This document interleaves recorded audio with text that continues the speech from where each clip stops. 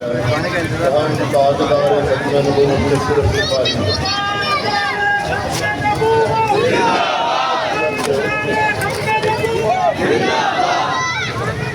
تر تعارف اور تمام تر حیثیات جو ہیں وہ پیچھے ہیں.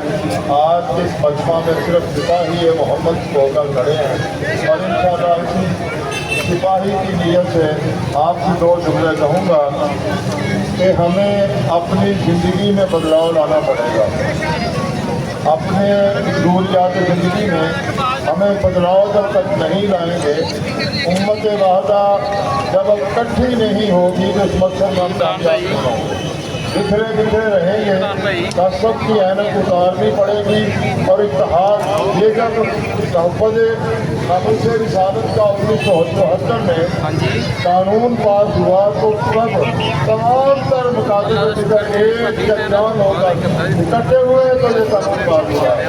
آج وقت حکومت جو ہے اس میں اس سے پہلے بھی جو آئی ہے مختلف طرح کے طریقے اپنا رہے ہیں. اس قانون میں کوئی چھیڑ چھاڑ کی جائے تو یاد رکھیں حاضر وقت حکومت یا جانے والی حکومت ہے.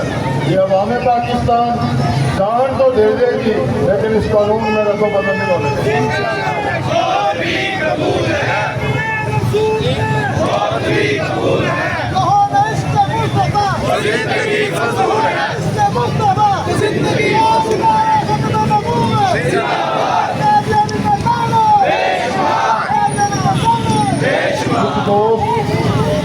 اپنے کتابات میں قادیانیوں کو کافر کہہ کر پکارتے ہیں. میں اس کے خلاف ہوں.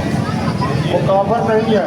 کافر ان سے بڑھ کر نہیں ہے بلکہ یہ ان سے بڑھ کر ہے. کیونکہ یہ مرتد ہے.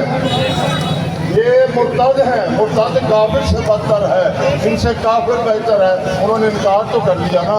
انہوں نے انکار بھی نہیں کیا، اقرار کر کے پھر اپنا ایک چناؤ کر لیا، وہ بھی جھوٹا. اللہ کہتا ہے لعنت اللہ علی الکاذبین. ان جھوٹوں پر میری اور عوام الناس کی تمام کی لعنت ہے. تو انتہائی اختصار کے ساتھ پھر یہ بات کہوں گا کہ اپنی زندگی کے جو لین دین ہیں، برتاؤ ہیں، اس میں تبدیلی لاؤ. اس موقع پر اپنی تعصب کی اینک اتار کر اس جو مہم ہے اس پر اکٹھے ہوں تاکہ ہمیں ہر موڑ پر کامیابی رہے. اللہ تعالی ہمارا راہ کامیاب نصیب.